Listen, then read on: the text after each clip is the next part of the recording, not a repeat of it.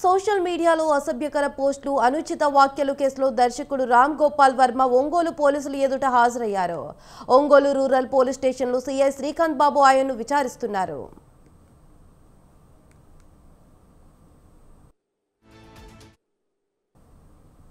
అంతకుముందు ఆర్జీవీని వైసీపీ నేత చెవిరెడ్డి భాస్కర్ కలవడం ప్రాధాన్యం సంతరించుకుంది.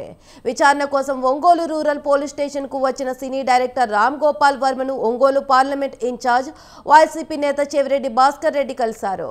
మద్దిపాడు మండలం బెల్లంపల్లి సమీపంలోని ఆవాస్ గెస్ట్ హౌస్ వద్ద వైసీపీ జిల్లా అధ్యక్షుడు బూచేపల్లి శివప్రసాద్ రెడ్డిని కలిశారు. ఈ సందర్భంగా రామ్ గోపాల్ వర్మతో బూచేపల్లి చెవిరెడ్డి చర్చలు జరిపారు.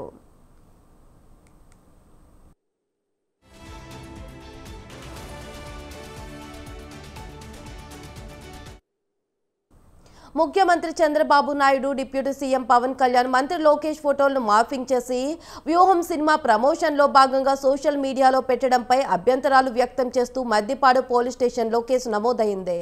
ఈ కేసు విచారణలో భాగంగా పలుమార్లు విచారణకు డుమ్మా కొట్టి అజ్ఞాతంలోకి పోయిన రామ్ గోపాల్ వర్మ ముందస్తు అరెస్టులు లేకుండా కోర్టు నుంచి బెయిల్ పొందారు. అనంతరం ఒంగోలు రూరల్ సీఐ శ్రీకాంత్ ఫిబ్రవరి 4వ తేదీన విచారణకు హాజరు కావాలని మరోసారి వర్మకు నోటీస్ ఇచ్చారు. ఈరోజు హాజరవుతానని చెప్పిన వర్మ పోలీస్ స్టేషన్ కు వస్తుండగా మార్గ మధ్యలో వైసీపీ నేతలు కలవడం చర్చనీయాంశంగా మారింది.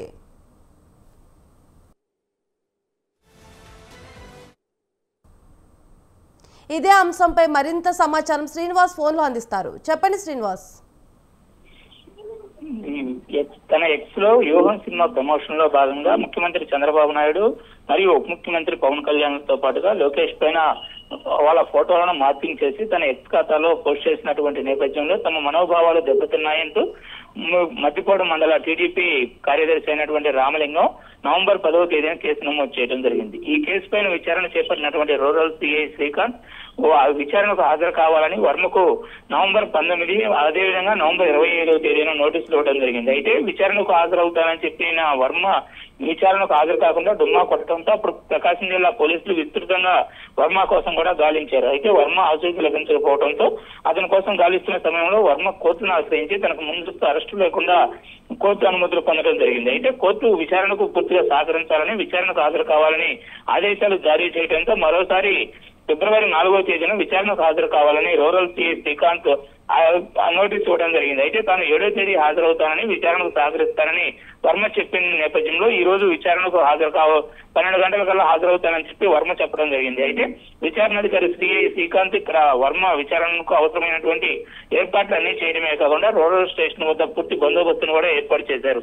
అయితే విచారణకు హాజరయ్యేందుకు రోడ్డు మార్గాన వస్తున్నటువంటి వర్మ ఒంగోలుకు ముందుగానే మద్దిపాడు ఒక ప్రైవేటు హోటల్లో చెవిరెడ్డి భాస్కర్ రెడ్డితో పాటు వైసీపీ జిల్లా అధ్యక్షుడైనటువంటి బూచేపల్లి శివప్రసాద్ రెడ్డిని కలవటం చర్చనీయాంశంగా మారింది. అయితే ఈ విచారణ సమయంలో ఎటువంటి ప్రశ్నలు ఎదురవుతాయి, వాటికి ఎలా సమాధానాలు చెప్పాలి అనేటువంటి అంశాలపైన చెవిరెడ్డి భాస్కర్ రెడ్డి, బూచేపల్లి శివప్రసాద్ రెడ్డిలు వర్మతో భేటీ అయినటువంటి సమావేశంలో కీలకంగా చర్చించినట్లు తెలుస్తుంది. అదేవిధంగా విచారణ సమయంలో తన వెంట ఉండేటువంటి లాయర్ ను కూడా ఒంగోలుకు చెందినటువంటి నగరిగంటి శ్రీనివాసును ఏర్పాటు చేస్తామని, తాము ధైర్యంగా ఉండాలంటూ కూడా వైసీపీ నేతలు వర్మకు భరోసా ఇచ్చినట్లు తెలుస్తుంది. అంతేకాకుండా వ్యూహం సినిమాకు ఏపీ ఫైబర్ నుంచి 2 కోట్ల రూపాయలు పెట్టుబడి కూడా పెట్టారనే నేపథ్యంలో అది ఒక కేసు విచారణ జరుగుతూ ఉన్న నేపథ్యంలో దానికి సంబంధించినటువంటి ప్రశ్నలు ఎదురైతే ఎటువంటి సమాధానాలు చెప్పాలి అనేది కూడా వీరు చర్చించుకున్నట్లుగా తెలుస్తుంది. ఏది ఏమైనప్పటికీ ఈ రోజు వర్మ విచారణ అనేది ఒంగోలు రూరల్ పోలీస్ స్టేషన్ లో సిఐ శ్రీకాంత్ ఆధ్వర్యంలో ప్రారంభమైంది.